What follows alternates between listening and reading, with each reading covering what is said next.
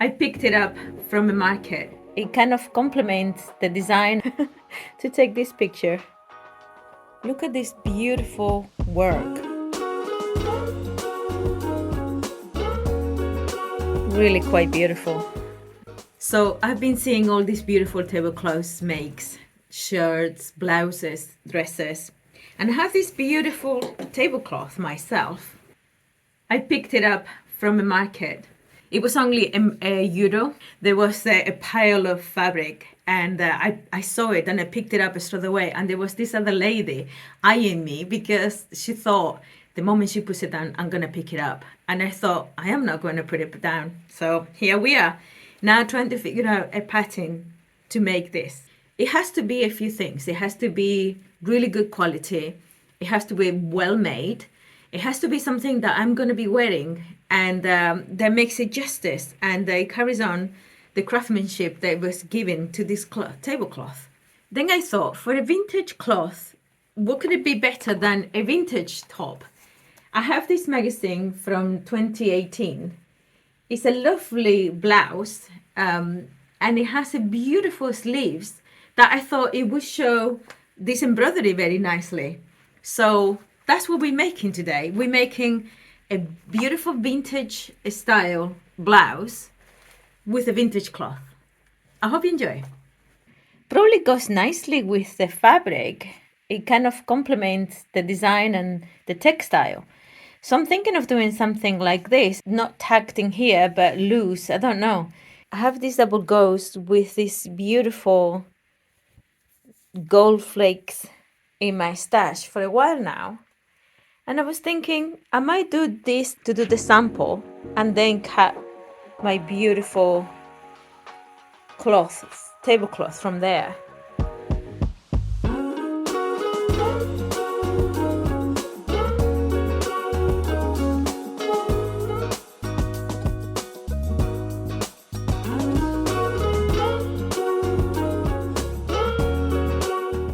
I have done the top. I put too much ease on the front because it wasn't my size. It was smaller, and I thought it'll be way too small for me. So I added too much fabric.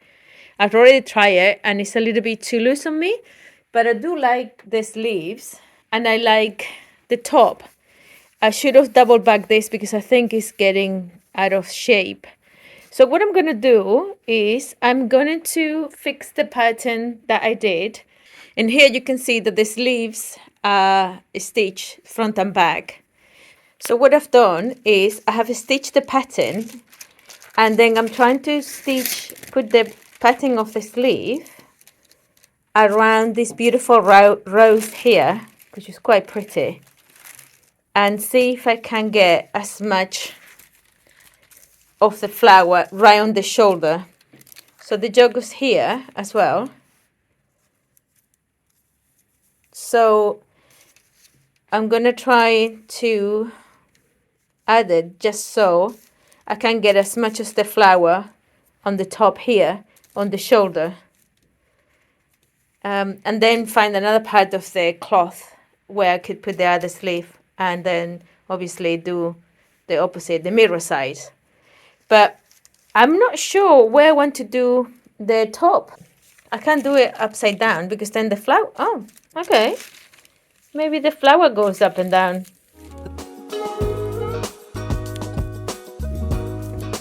We've been up for way too long, but I don't wanna come down.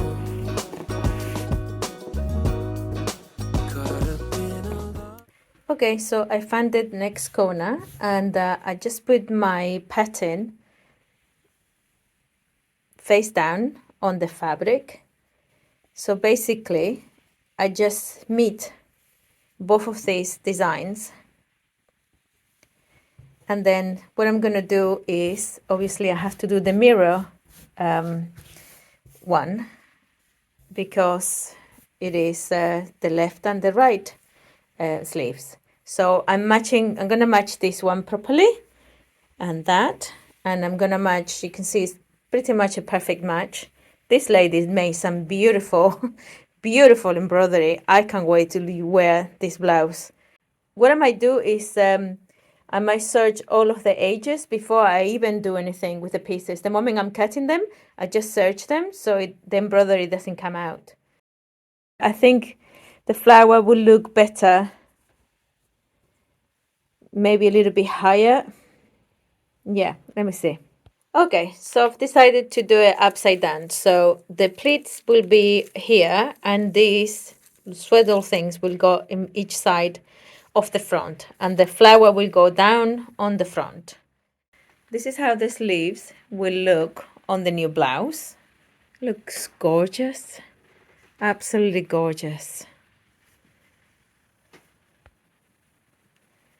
Really quite beautiful. So I decided to place the back pattern on the edge here with the jogging here. I might close it with a little bow. I just like this edge and it has this cute little flowering here. So I'm giving myself a little bit more here and then we're gonna go a little bit lower. And then I'm gonna mirror in this one here. That's the little flower that's gonna go on the other side. So that's one side and that's the other side.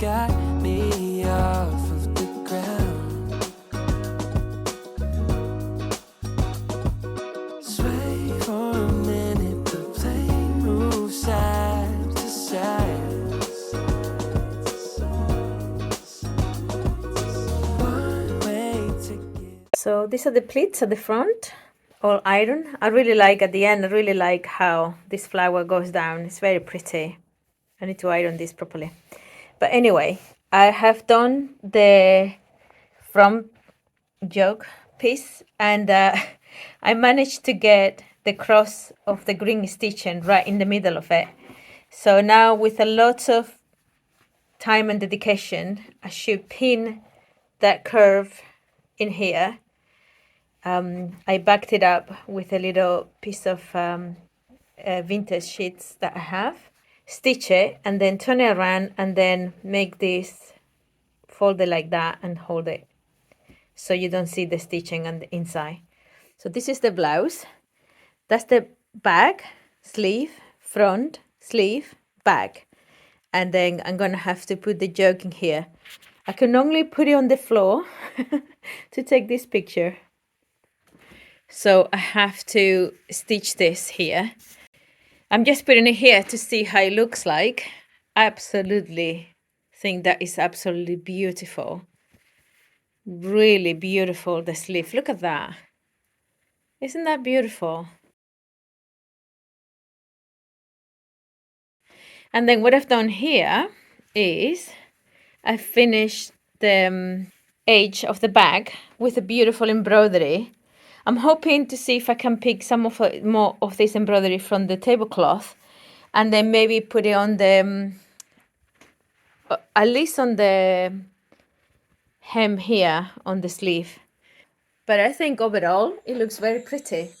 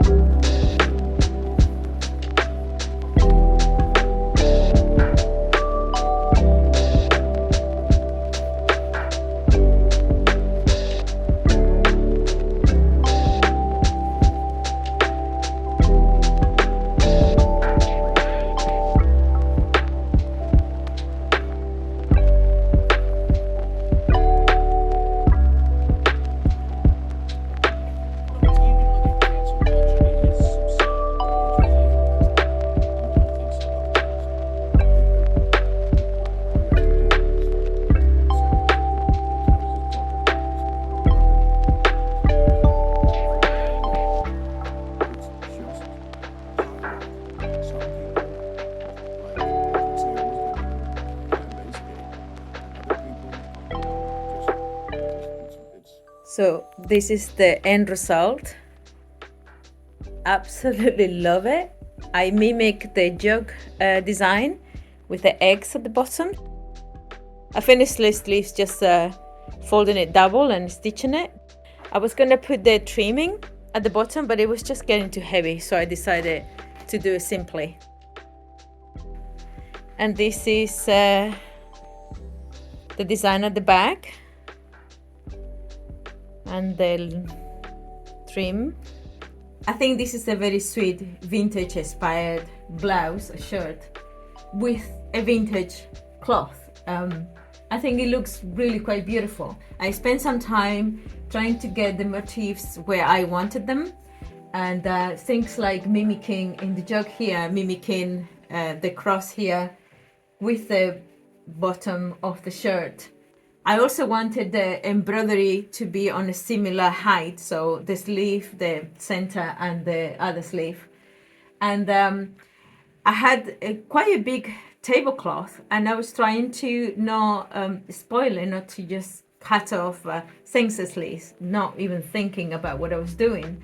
So I actually spent some time thinking where to place the patterns, where it will look like. I actually spent quite a long time doing that. As a result, I still have quite a lot of fabric left, so I'm thinking I might do like a really nice, cute little all-in-one doormat type of a sleeve top.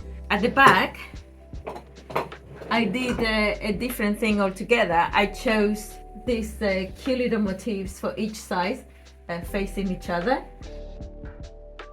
I chose to use the edge of the embroidery for the finish of the back. I could still add, because it overlaps, I've done it so it will all overlap. I could still put some buttons or a zipper or something. I just like the way it was. So for the moment, I'm gonna leave it like that. I might put some more ribbons in here, but I just like it like that. I think it's very sweet. I've done a high-low hem all around. I hope I inspire you to make something beautiful with your vintage tablecloths. So until next time, please like and subscribe, and we'll see you in the next one. Bye.